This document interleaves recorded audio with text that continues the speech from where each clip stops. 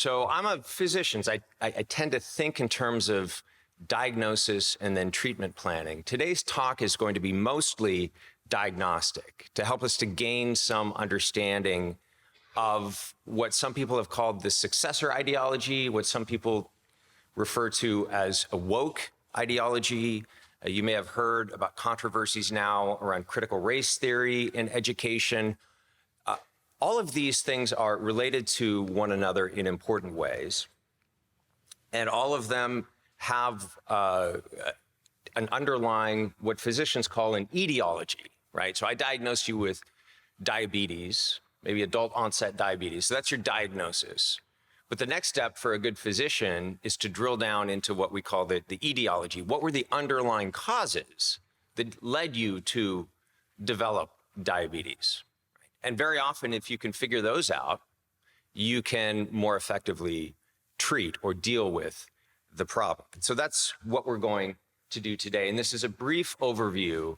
And basically, to break it down for you, we're going to begin in the 19th century to look at very influential 19th century ideas that started marching their way through institutions during the 20th century. And now we're seeing them sort of fully manifest in their developed form in the 21st century. And starting in the 19th century, we really need to start with the thinking of Karl Marx. And after the fall of communism in Russia and its satellites, you might think, oh, Karl Marx certainly was very influential in the 20th century, but seems less influential today. So why are we still talking about this guy? I want to suggest to you that while Marx's economics, his theory of communism and his critique of capitalism is not very interesting anymore, for the most part.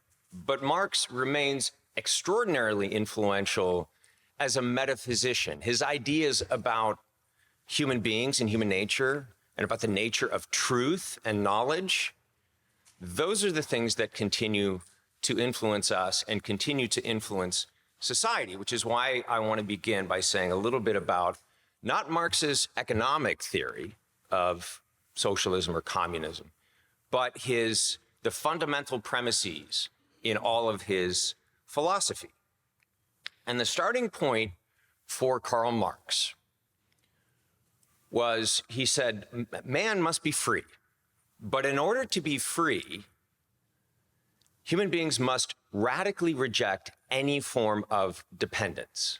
Okay, this is a notion that he put forward in a book called The Economic and Philosophic Manuscripts of 1844, which you don't need to know. There's not going to be a test at the end. But he says, if man is to be free, he must reject any form of dependence, starting with any notion of dependence on God, right? God is sort of the archetype of the worldly Lord who keeps the poor man oppressed. So atheism for Marx was not a conclusion of his philosophy. He never made arguments to the effect that God didn't exist. It was his starting point. It was a postulate. Man has to be free. In order to be free, God cannot exist. Now, there's two aspects to Marx's way of seeing the world that, again, remain influential today.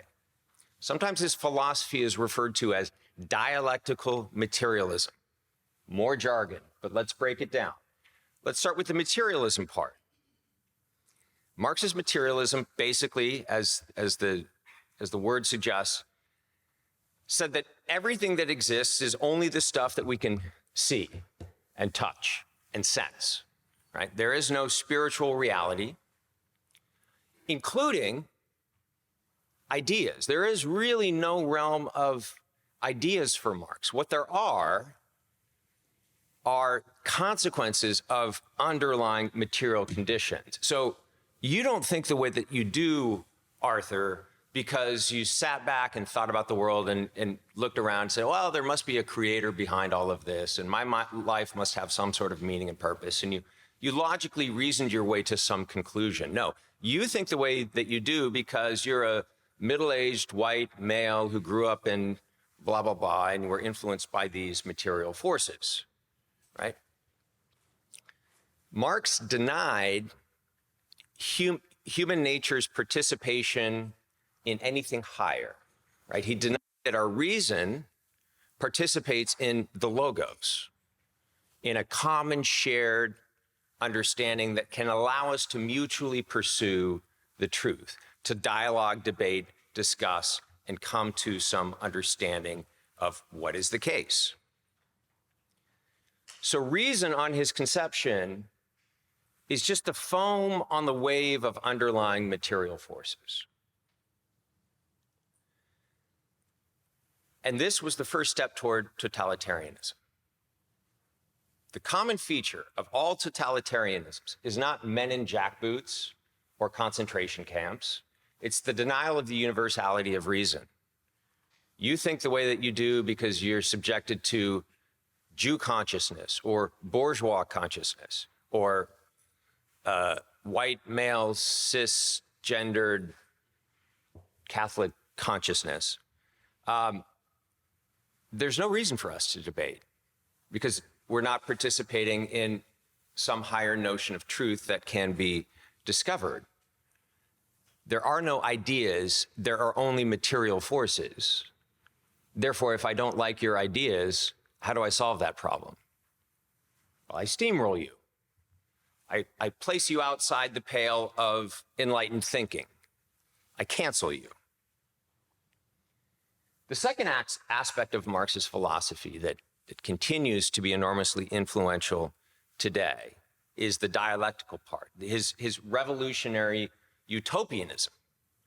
So history marches forward according to some set pattern that he claims to have discovered.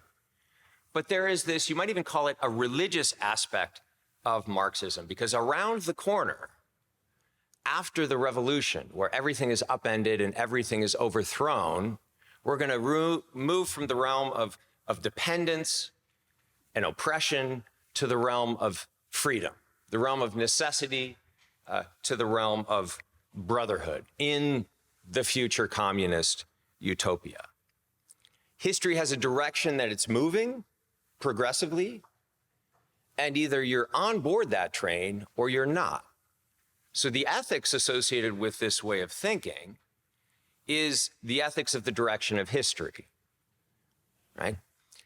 If you don't get on board with the latest movement toward liberation, again, I don't have to sit down and reason with you or try to persuade you or try to convince you of my way of thinking. I can simply set you aside because you are on the wrong side of history. Marx spent very little time actually explaining to us what the communist utopia would look like because of this religious aspect of it. Eye has not seen, ear has not heard, nor has it entered into the heart of man what the future has prepared for those who are involved in this total revolution. So what's the upshot of this? Marx was the first philosopher to deny that there is such a thing as human nature. If you think about what I've described so far, you are nothing but a collection of stuff, a kind of highly evolved piece of meat,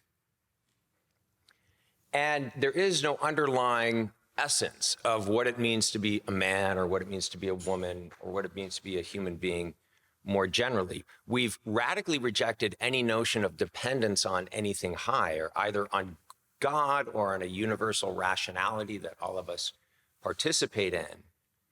And so because we have rejected our Creator, our task is to create ourselves. Self-creation is the upshot of this way of thinking. Now, how do we create ourselves? If we're just a product of material and social forces, if everything we think, say, and do is predetermined by the society in which we live, well, the only way to change human beings is to completely remake society. The rejection of God also involves an implicit rejection of original sin. There is no human nature, and there is no human nature that has been wounded by the fall which sets limits to what we can achieve in this life. Sin and evil need to be pushed back on and minimized. But in the Christian understanding, we know that sin and evil are never going to be completely eradicated from this world. Well, if your starting point is a denial of human nature that might have intrinsic limits and a denial of original sin, it's easy to see where this utopianism comes from. If we can only change the conditions of society and get everything right, all the people in this room and their crazy ideas will finally disappear, and we will have justice and peace and universal brotherhood and so forth, right? And anyone who gets in the way of that utopian project is an intolerable burden on society. And because there's no use in trying to argue with them or persuade them or deliberate and discuss with them, we will simply steamroll them. So there's these two aspects of Marxist thinking that, if you look closely at them, don't actually hang together. They don't really work together. So on the one hand, everything is just matter and motion and material forces determining everything in society and everything that you and I think and everything that you and I do. On the other hand, there's this notion that somehow history is moving in a positive direction. And after the revolution, we're going to enter into a time of peace and prosperity and brotherhood and sort of this heavenly vision. And it's not clear at all how this first premise follows from the second. Why should history be moving in a positive direction? So these two aspects of Marxism are self-contradictory and incompatible, and in the 20th century, they sort of split apart. So Marxist thought undergoes this kind of decomposition in the 20th century. But both of these aspects of his thought continue to influence society and social institutions in various ways. So materialist ideologies in the mid-20th century lead to the ideology of scientism. Scientism is not science. Okay, scientism is the philosophical, the ideological claim that science is the only valid form of knowledge. Right? Follow the science. It's interesting, if you look at the Cold War rhetoric after World War II, the first 10 years or so of the Cold War, the rhetoric in the West to describe the conflict between East and West was characterized by a conflict of different worldviews and really different religious ideas or ideologies. So you had the godless, atheistic, communist East, the Soviets, against the Judeo-Christian West. And that way of describing what was happening in the post-war years prevailed from 1945 to about 1955. And in the mid-1950s, there was a shift in the culture where our cultural elites decided we're not going to beat the Soviets on the basis of greater religiosity. We're going to win on the basis of greater secularity. We're going to win because our economic system is going to build more microwave ovens and faster cars and bigger weapons and Star Wars and so forth. So scientism became a political ideology, which is still reigning today during the COVID years, right? You raise your hand and ask any questions about what are the effects of these public health decisions on society as a whole, or on basic human goods like mental health, or on this. You're set aside, right? And certain scientific claims, to the exclusion of others, are used politically to silence any dissent. Also in the post-war years, we get the sexual revolution, because if you have a materialistic worldview where you and me and everyone in this room is nothing but a bundle of matter in motion, and the only thing that we can know are the things that science can study, well, what does science find when it looks at a human being? It finds a bundle of forces and biological drives. And therefore, what is good for a human being? Well, what is good for a human being is to find that underlying biological drive that seems to enhance or increase our biological sense of vitality.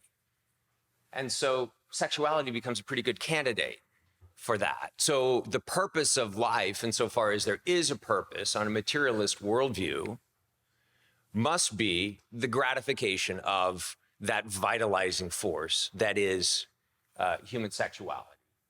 And so eroticism is sort of the ethics, if you will, associated with scientism, with this materialist ideology.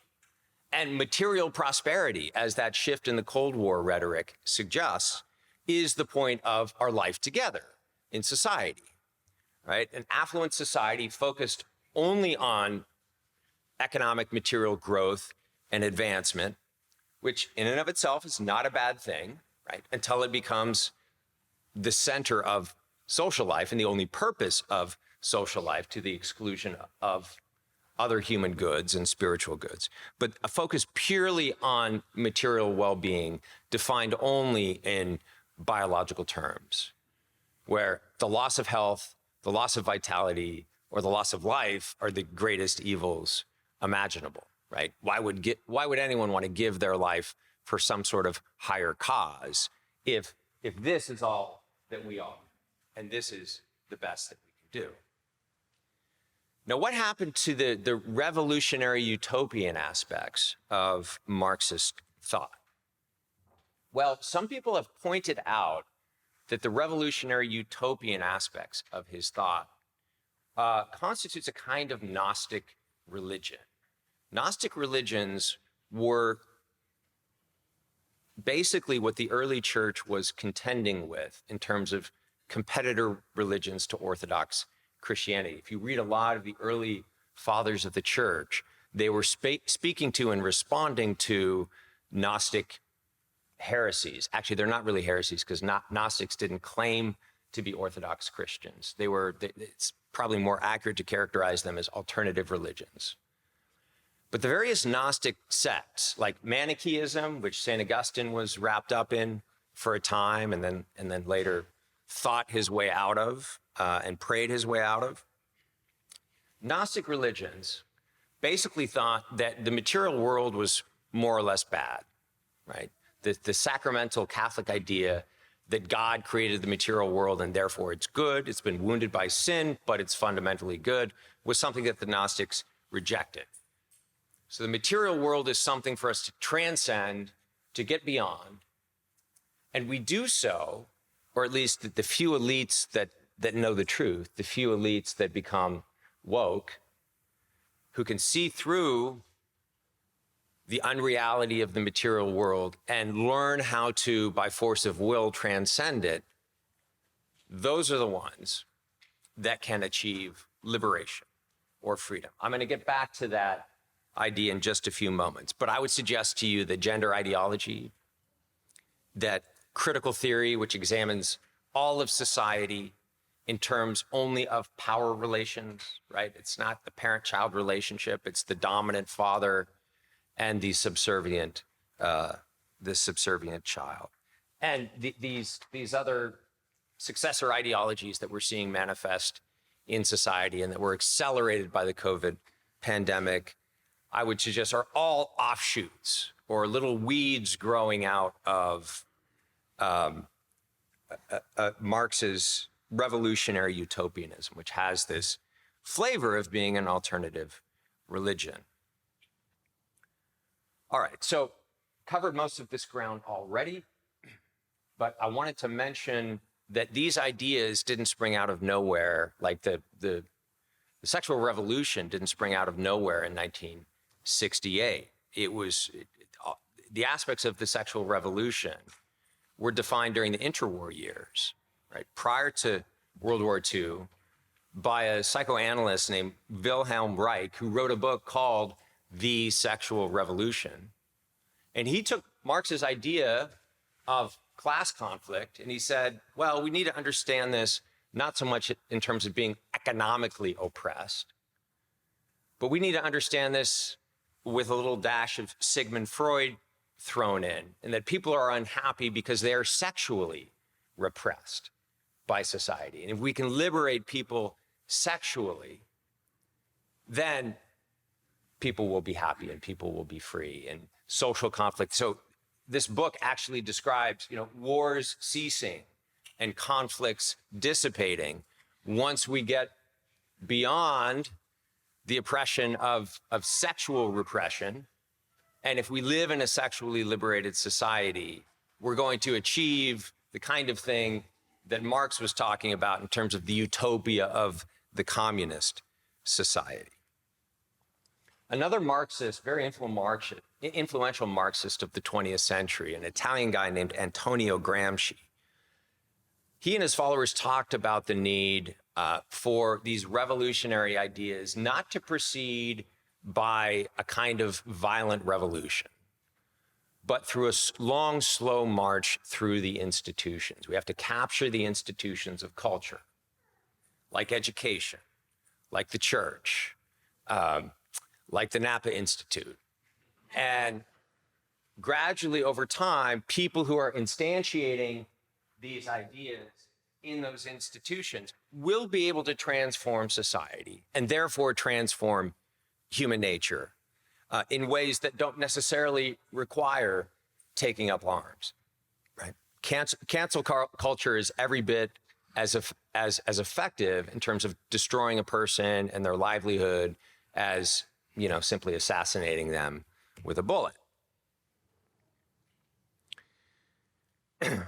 So I mentioned this idea that we can no longer dialogue, debate, and discover the truth together by participating in a universal transcendent idea of rationality, which is not just a Christian idea, by the way. This is classical philosophy that goes all the way back to Plato and Aristotle, and it's taken up by Augustine and Aquinas and Antonio Rosmini in the 19th century. But this is the great tradition of philosophy in the West that was completely destroyed and undermined by Marx and other ideologies in the 19th century. Reason is instrumentalized, right? The purpose of our intellect and our rationality is not to discover a truth in which both of us can share, but simply for me to achieve what it is that I want. And on this understanding of human beings and of society and of the world, words become simply weapons. And people that are not on board and not on the train moving in the direction that history is going are demonized. Ethics is literally, when Lenin said truth is whatever furthers the aims of the revolution, he wasn't just being kind of rhetorically cute. He was being an absolutely consistent Marxist, because there is no notion of truth other than what history creates.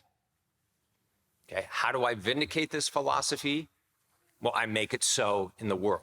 The revolution will vindicate this philosophy and show it to be true. So ethics is absorbed in politics, and politics becomes total war. And if this is starting to sound familiar in terms of some trends infecting society and politics today, I think it's not accidental.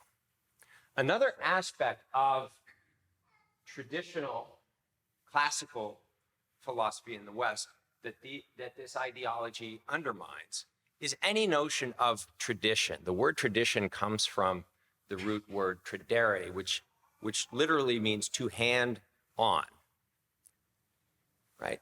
But if your ideas are kicking around in your mind and are only a product of the fact that you're a cisgendered, white, middle-aged male from San Juan Capistrano, born in 1976,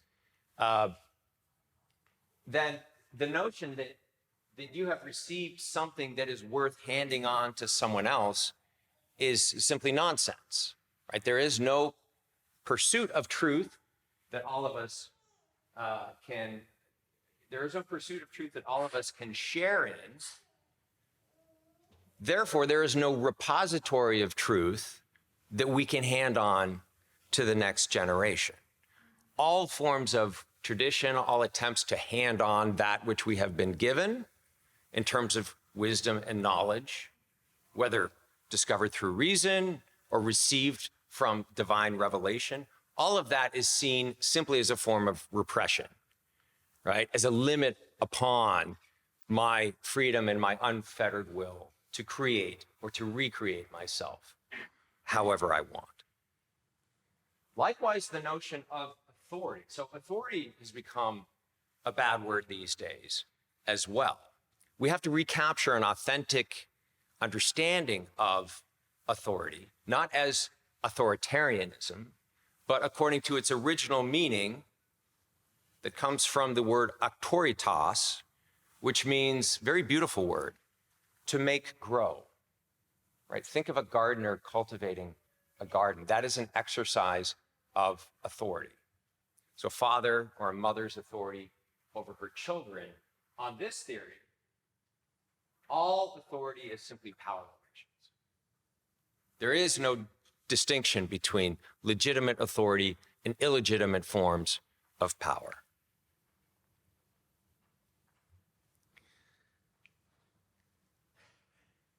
Circling back on this theme of Gnosticism, with Marxism and some of the other influential ideas of the 19th century that made their way through the institutions of Western culture in the 20th century and are now manifesting in the 21st century, we have lots of examples around us of Gnostic religions after Christianity.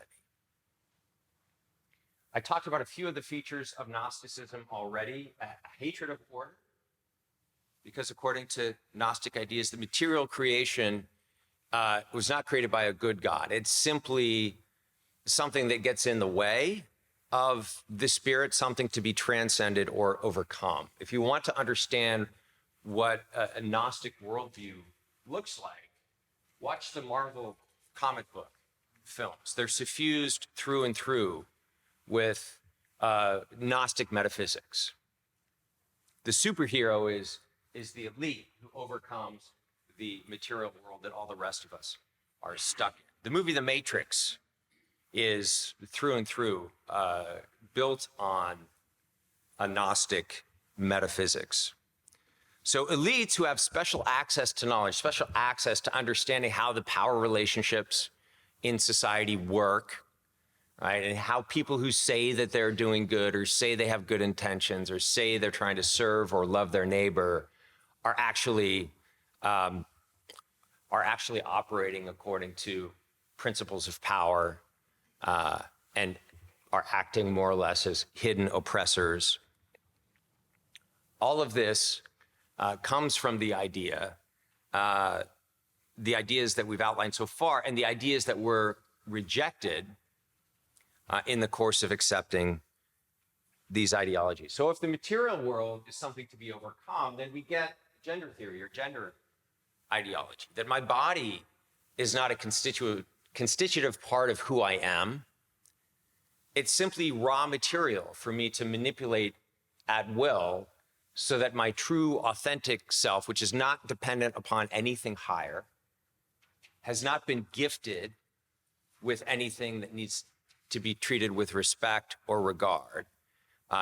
It's simply a tool for the unfettered will or the self to create or recreate any which way I like. And again, anyone who gets in the way of that project is an intolerable burden on my freedom.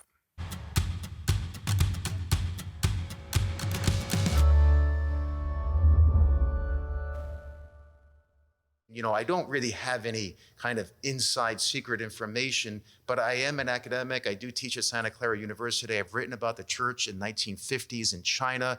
So I have to keep up with events and kind of piece my own analysis together. So I'll try to present you with the best of what I've found. And I'm really taking China. I know that a lot of talks have been very good, and this is a bit more historical, but it's more focused on China. I learned a lot. I learned a lot myself about what is going on today in China, or at least in some elements on it. So that's what I want to focus on the Chinese angle. So basically, quick overview of Chinese history since 1949. If you saw in the newspapers or the media a few weeks ago, 3 days ago was the birthday of the Chinese Communist Party. They used to date it to July 1st, but then they found that the old historical records, it was July 21st in the French concession. I don't know if it was in a convent school, but it was, churches were not that far away where these men met and formed their own branch of the Chinese Communist Party. So 100 years old and 75 years nearly ruling China. I'll try to keep some of my language neutral because there are strong feelings about almost anything you can say about China and the Communist Party. But there we go. Mao Zedong, 49 to 76. He stepped back in power for a short time after the famine. And then Deng and company, so Deng Xiaoping and his successors.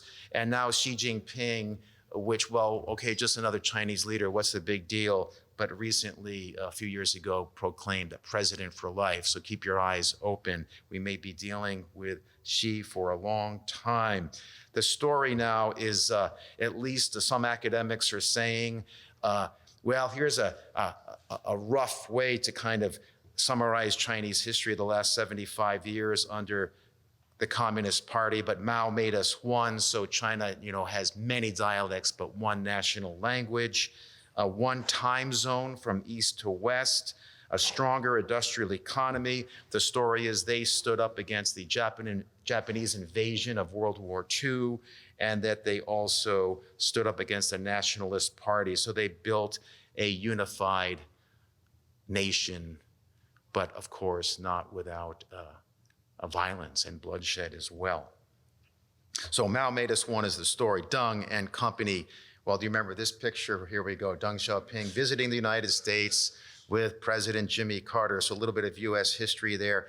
And Deng made us rich. That's what they say. 78 to 2012. Well, Deng died in 97, but there were successors after him. And really the emphasis there was, in a sense, a second revolution. To some extent, they realized that mistakes, big mistakes had been made, and maybe sort of release or unleash the Chinese people to basically have some capitalist reforms and get out of the way, basically. Get out of the way so that people could exercise their own initiative. So this is Deng and company 30 years later. And they're looking at their country in 76 and saying, I think our GDP is no bigger than Belgium or something like that. So this is Deng and company making China more rich. So there we go. There's a graph. I know it's sideways, but it does show the economic growth basically from Deng Xiaoping up to the present, with many stories behind each, entering into the WTO, et cetera. And the world's manufacturing superpower, the US is still quite competitive. Of course, our population is only a fraction of China's, but China is the global manufacturing superpower or power. We know this. Our iPhones are, envisioned in California, but assembled in China. And I've talked to other people, other Jesuits from different parts of the world, and Chinese consumer goods are in Africa, in Asia, in Pakistan, throughout the world. So this is something to consider. Well, Deng Xiaoping made us rich, but no democracy, right? No democracy. That was pretty clear during his second revolution. It would still be party control, even if it meant a crushing dissent. This is already an interesting spread of history because Mao is at the time of Pius XII, John the 23rd, Paul VI, and Deng and his successors, the long reign of John Paul II. And Xi himself, almost within one day, was named within at the time Pope Francis. He officially came to power in March of 2013. So Xi made us strong. And this is what is causing a lot of ripple effects throughout the world at the current time. China is one and rich and strong, and some scholars are calling this the third revolution. And in fact, it's a surprise to people because they thought that China would keep going down this path of liberal market reforms, openness to the world, openness to the West, but it seems it's going back to a more authoritarian form of government, reasserting the power of the party throughout China. So therefore we have it one and rich and strong. So there I am. I am a propagandist for the Chinese Communist Party, but it leaves out many things. So what does it leave out? Pollution. This is a very flattering picture, airbrushed, of the city of Shanghai. And this is what it looks like on many, many days. So serious issues. I believe industrial pollution makes cancer China's leading cause of death. Now, we have this problem in our own country, but in China, very much so. Economic inequalities on a massive, massive scale, a huge wealth gap. Father Spitzer mentioned earlier the demographic issues. China has them in spades. You, with good, strong families, you want the pyramid, right? And we see if you don't have a pyramid. And also, on top of that, there is a disparity between males and females. We know that, sex-selective abortions, etc., have taken their toll in China. So there will be many men in China this day who will, are unmarriageable, will not be able to marry. So serious demographic issues, ethnic unrest in some of the peripheral areas of China as well. We tend to think of China as aggressive right now, and it is, but from their point of view, to some extent, they feel hemmed in by adversaries or enemies. If you take US possessions and islands and draw out the areas that they control, Australia. So that's how they sometimes see things. And, 5, 10 years ago, 1 year ago, the thought of war over Taiwan, maybe 1%. But you can just look at the internet now and many more articles about this as a possibility, as sad as it sounds. Corruption, the party, took their cut, or party members took their cut in the economic growth of China. And as Rusty Reno said, that will lead to resentment, right, on the part of many people, that some people seem to be skipping the line and taking a cut, and the rest of us are not privy to that. So corruption. And here's another thing that I think China got a little excited by, was it's true, it's documented, there has sort of been an explosion of Christianity. Now, some people have overstated this, but it is absolutely the case that Christianity has grown. It's troublesome in trying to find out the exact numbers, but there does seem to be kind of a litmus test if the number of Christians in China exceed the number of party members. So the Chinese, not every person in China is a member of the Communist Party. It's, I think, 6 or 7%. So maybe 85, 90 million. But if there are going to be 100 million Christians, that doesn't make a good copy. So I think they were threatened and worried about this. So different groups came up with different numbers. Much of this is evangelical Christianity. The Catholic Church, has grown from 3 million to maybe 12 million today. But they say a lot of this has been evangelical Christianity. I think maybe possibly a lower barrier of entry, right? You can just say you're Christian or belong to a Bible fellowship, or maybe get baptized without maybe our more cumbersome process at times. But In fact, I was in Shanghai at one point, and this one woman academic and the priest had both become Catholic later through Protestantism too. So there's a lot of things that you would see in other parts of the world as well. So China has not become a liberal democracy, which I think we thought it would, and it might have. I think even some people in the party saw the writing on the wall, and maybe even after the fall of the wall. But to date, in fact, it has returned to sort of a more authoritarian form of government. So, given all these problems with this leader, Xi Jinping, what is his program for China?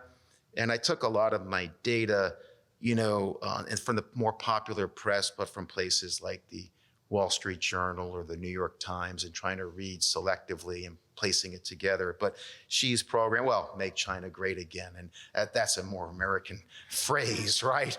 But he will use the term national rejuvenation. And I think it ties in with the old, maybe Confucian patriarch point of view of you're a great leader leading a great nation. And some of those Chinese emperors were pretty tough customers, but also some were very shrewd and careful statesmen. So there's a long history of Chinese statecraft. How do you govern hundreds of millions of people over hundreds of years?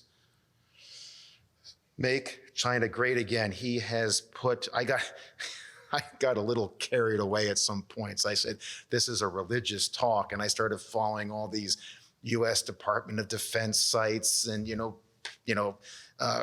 military parody. And I said, calm down, right? But basically, here he is, obviously in military fatigues. And I believe this particular military parade, there was no spectators. It was like in Inner Mongolia. It was just purely a show of his strength. And for the party and for the army, they might have a small group of spectators, but it was not done in downtown Beijing. So there's kind of a worship of military parades and such. These are some of the new missiles which China's putting a lot of effort into. And then on top of that, his program is to reshore, invest himself more into the party.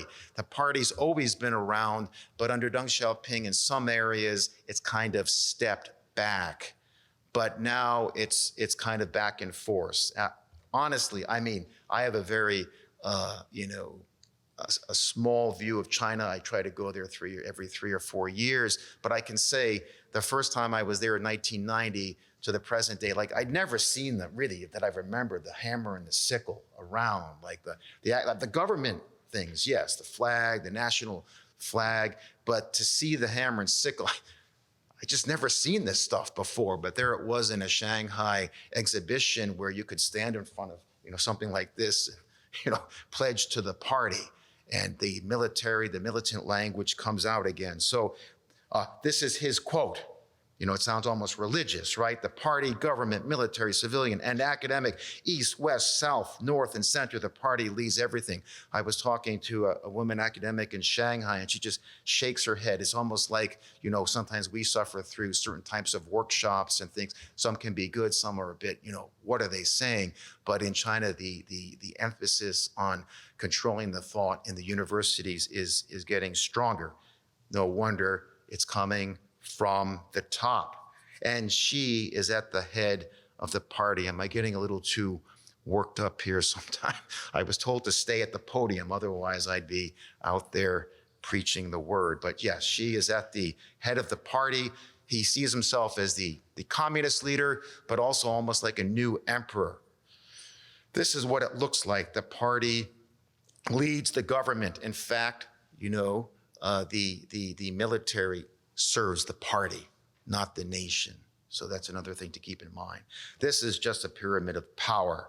And the general secretary of the party is Xi. So perhaps a new Mao without the chaos of the Cultural Revolution. Again, the hammer, the power salute, etc. Well, part of this program means that you're becoming a police state.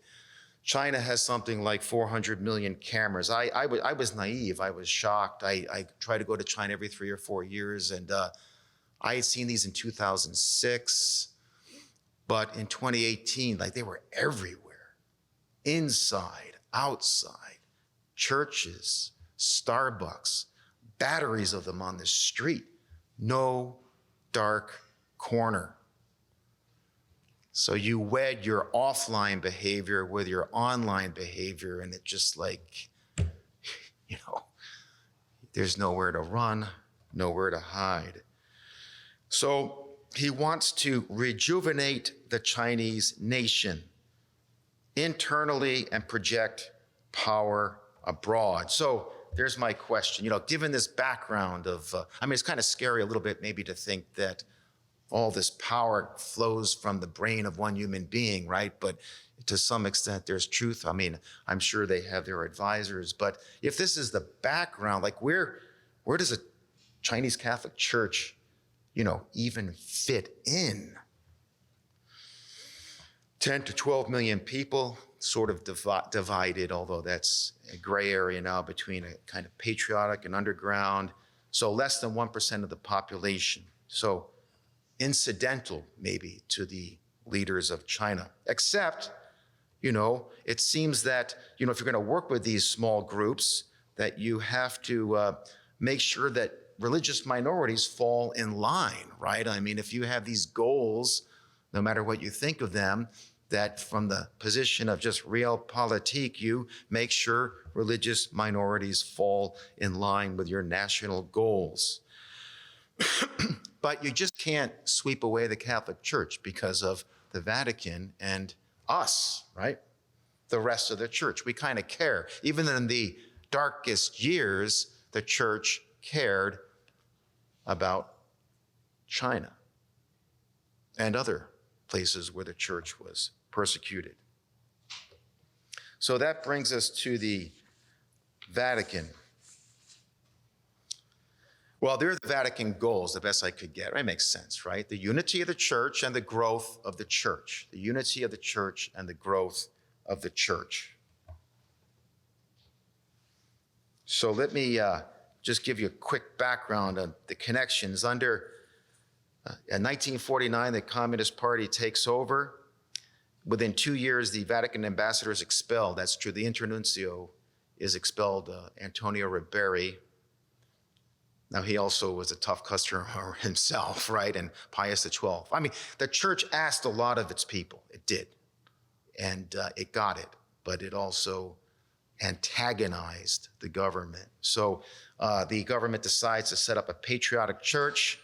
Bishops are named, and it's not really clear. At least one was excommunicated, but this was not the right thing to do, right? They wanted to form a national church, and it didn't quite work out the way they wanted. John Paul II tries to connect with China in 1984, writes a letter to Deng Xiaoping. Pope Benedict, if you ever get a chance to read his letter, a very good letter about China, but Chinese sort of ignored it. And now Pope Francis signs this provisional accord. So there you go. This is not exactly, this was sort of an interim bishop in Shanghai, but not really Vatican approved. This is what they want, right? They want the church to be sort of adjunct of the government, of course. Trot people out at big meetings, show the unity of the Chinese people. You're kind of under our thumb. And this is at least maybe a more romantic vision of, the underground church, meeting in the catacombs, meeting in distant hills. This is part of the picture as well. So it's important to think that John Paul really wanted to connect with China, and Pope Benedict did as well. And now we have the situation in the lead up to the provisional agreement of 2018, 10 to 12 million Catholics, patriotic and underground communities. As a rough way of looking at that, there are about 100 bishops in China. And there was quiet diplomacy for decades where, a bishop would get named, consecrated, and then try to reach out to the Vatican and get approved. And generally the Vatican was pretty generous about that. So 100 bishops, 30 underground. The government really wanted nothing to do with them except maybe to put them in jail or harass them or limit them. And about 63 that the Chinese government said, yeah, you're okay by us. And the Vatican said, okay, you're okay by us. But that still left 7 truly illegitimate bishops. Like up to that point, the Vatican said, oh, no chance, right? No chance. But with the agreement, that looks like they signed off. They said, okay. Now, the press, the Catholic press would say probably 2 of them are married, or I don't know if they have children, but like that's what we're dealing with, right? So some of that just kind of, that turns our stomachs, right? And others say, oh, okay, well, but I think that's the best information I can get you. So these 7 men were made legitimate. There's a whole host of problems here, right? But that's where we are. So that's what some, Vatican diplomats would say is the unity of the church. And others would say, well, that's, kind of selling out. So a lot of it revolves around the bishop, right? We could talk a lot about what is an underground church, what is a patriotic church, but at the bottom, at the end of the day, it's really the bishop is where the rubber hits the road, right? And the bishop in communion with the Pope. So sometimes if you hear about this in China or maybe some other countries, it's really the question of the place or the governance of the bishop in the church. That's absolutely crucial. So now there were basically no illegitimate bishops in China. So, given these goals, given the Vatican side, given the Communist Party side, like, what do you think this provisional accord might look like, right? Just do a thought experiment. If that's the goals of the Chinese Communist Party, and these are the goals of the Vatican, is there any common ground at all, right? And if an accord is signed, what might it look like? Maybe should I leave that rhetorical for now? But I guess it would be a secret agreement, right? Because you want to have some plausible deniability that it might be a very short agreement, but it would be probably very specific, very focused, and have a limit. I mean, that's true diplomacy, right? I mean, you kind of there's problems with keeping things secret, right? I mean, because people have the right to know who their bishops are, et cetera. But it would be it should be secret, maybe. It would be very narrowly defined on the issue of bishops, and it would just be a start, right? So maybe the Vatican here is doing the long game. So a preliminary first step, and dealt narrowly with narrow issues. I just heard at one point that maybe this is the only information I had, that you can imagine these meetings, right? And then they were held in China, and then maybe someone comes in and reads a statement and leaves, right? They're not authorized to go beyond that, or else they're in trouble. So the Vatican is making this agreement with China. So you can imagine what the reception is, right? I mean, common ground, what kind of reception? Well, 2 cardinals of the church. Cardinal Parolin is the Secretary of State, right? So he can't just say anything, right? I mean, he knows what goes on in those meetings, so he has to remain silent. Cardinal Zen, it's the murder of the underground church. I mean, you could read that in the Wall Street Journal, right? I mean, he was quoted, LifeSite News, EWTN. I've met with him several times. They used to call him the Tiger. He's not a diplomat, right? But he's tough, right? So I don't know, I wouldn't countenance two cardinals being, against each other so publicly, but it has engendered very strong opinions throughout the church. Tensions are high.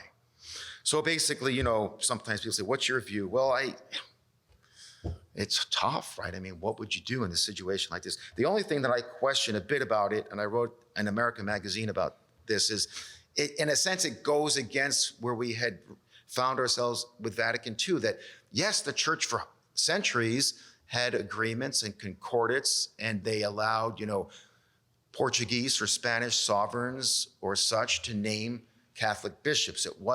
Sometimes it's surprising to see in some cases how little input sometimes the Pope or the Vatican had over some of these, but these were Catholic sovereigns too, right? And secondly, the Vatican II, I think, had come to a place where they realized how messy it gets, right? So just let the Pope name bishops without any rights or privileges.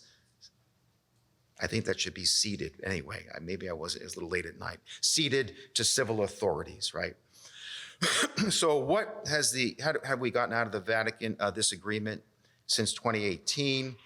It doesn't seem like very much. In fact, they have not really named too many bishops. Now it's been almost 3+ years because October they redid it, and now there's more time, but basically not a lot. But I think the Vatican might be playing the long game, and you have to kind of dialogue or negotiate with China. I guess the only other option is really to tell, by the way, the Chinese government did try to hack into the Vatican before the renewal of this. This is in the press as well. There is the underground church. Have they been thrown under the bus? Question mark.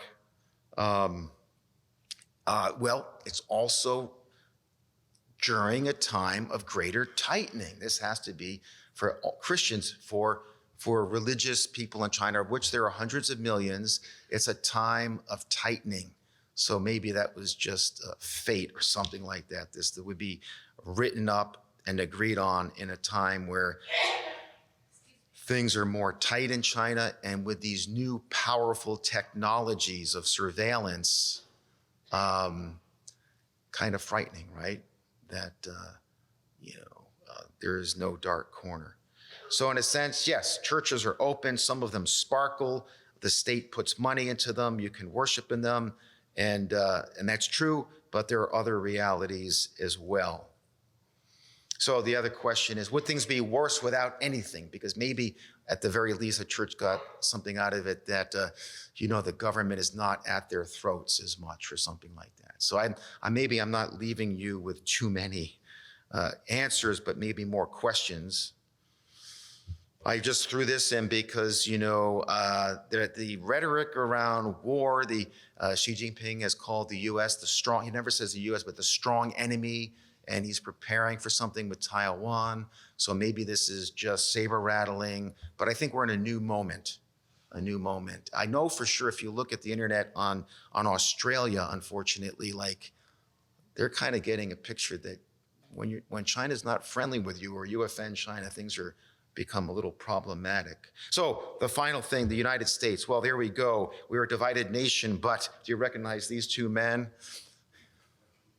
Blinken and Pompeo, right? The current Secretary of State and the last one, but they were at least united over saying that Mike Pompeo said that China was the gravest threat to the future of religious freedom, and Anthony Blinken said that China broadly criminalizes religious expression and continues to commit crimes against humanity and genocide against Muslim Uyghurs. So it unites some very disparate U.S.